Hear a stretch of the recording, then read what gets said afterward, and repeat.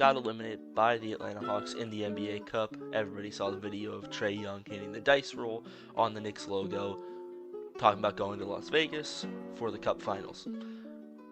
In an interview quickly after that, Isaiah Hartenstein said he would never allow that to happen if he were in New York. Jalen Brunson responded saying, well, he's not here, so he can't do anything about it. I don't know, I feel like that might just be a little bit of friendly banter, a little bit of upset about Knicks losing a game, which many people thought they should have won. But moving on from that, since that game, the Knicks have been on fire, one of the best teams in the league. Mikal Bridges has been playing lights out, and that has been the main reason why the Knicks have improved. Just on Christmas Day, he dropped 41 points to lead the Knicks to a 3-point win over the Spurs, with Wemby dropping 42.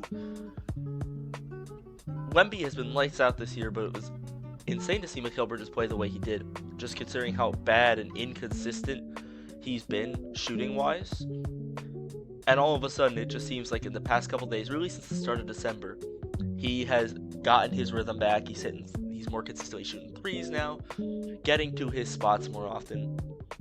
And really, what the difference is from last year to this year for the Knicks is just their ability to win games without having Jalen Brunson having to score 40 points. Pat had a really good night as well, but really, Mikal Bridges was the one who carried that team. Anunoby had an off night, Brunson had an off night, and the Knicks were still able to pull out a win against the Spurs. Now, they will have to continue to play at this level to catch the Cavs, who they are now 6 games back of. They are only 2.5 games back of the Celtics at the time of this recording, though. So I think the Knicks are in a good position with an easier part of their schedule coming up realistically, with Orlando coming up, and with the easier part of their schedule, the harder part of their schedule out of the way earlier in the year. Knicks got a nice part of the schedule where they can hopefully make up a couple of games to get back to where the Cavs are and potentially pass the Celtics in this next 2-week period. It'll be interesting to see. I personally think the Knicks are one of the most dangerous teams in the East, but they need to play up to their best game, because they have played a lot of games this year where they just haven't played up to their potential. Like, they're losing to the Pistons, to some lower end teams, not playing well against the Hornets, not playing well against the Pelicans. But then they come out. Now, the Spurs are not a good basketball team, but they come out, they play well against these good basketball teams. And it's just a little bit confusing to see how inconsistent the Knicks have been. But again, I believe part of that's been Mikal Bridges. And as he gets more consistent, I believe the team will get more consistent as a whole and become much more dangerous as we head into the second half of the year. Continuing on the Knicks here, just want to take a minute to talk about what moves could the Knicks make to improve their team, because as we know, their defense has been struggling a little bit. But what could they move to do to make their team better going down the stretch here in the second half of the year? One of the things I think I've been hearing a lot about, trade Mitchell Robinson, trade him away, get something back for him. I think personally the Knicks need to keep Mitchell Robinson. Mitchell Robinson's one of the best defensive bigs in the league for the past couple years when he can stay healthy. Obviously, health is a big issue, but I don't think the Knicks are going to get the true value back for him that they should get back.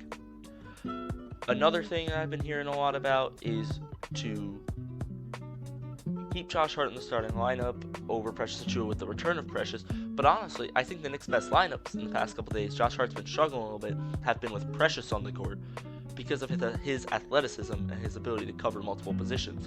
Like, at the end of the game, they were switching Precious and OG onto Wemby and kind of forcing him out of the paint. Now, I know he does like to play out the paint a little bit, but he was very efficient in the first half of the game.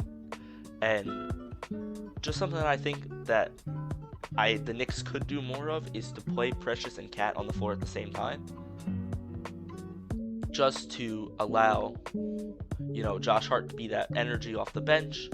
And speaking of Josh Hart, he did not play well on Christmas, and yet at the end of the game, when the Knicks needed it most, he was clutch. That's been the story of Josh Hart this season. He really has not had elite performances. I mean, he's had a couple of elite performances, but man, even in games he struggled, he always comes back, finds a way to, make a play at the end of the game, get 2 offensive rebounds in this game, hit a clutch 3, and so he does need his minutes, But I think in reality, it's got to be more precious because of his athleticism and the defense he provides. One final thing to talk about at the Knicks is the game against the Timberwolves. Many people know, Dante DiVincenzo, Julius Randle traded from the Knicks to the Timberwolves this offseason for Karl-Anthony Towns. And after the game against the Timberwolves, Jalen Brunson was looking for Julius Randle, and it looked like Julius Randle had just left the court, didn't want to say bye to Brunson or anybody. So I don't know. The Timberwolves, I know I've seen a lot of Timberwolves fans unhappy with the way Julius Randle's been playing. And it's kind of funny to see because people thought they were scamming us, but this might have been the biggest fleece trade in recent memory with how good Karl-Anthony Towns has been and how bad Julius Randle's been. So, other than that, I think that's it for the Knicks. They're playing better, and I think by the end of the year we will see them in conversations and in contention for the 1 seed in the Eastern Conference.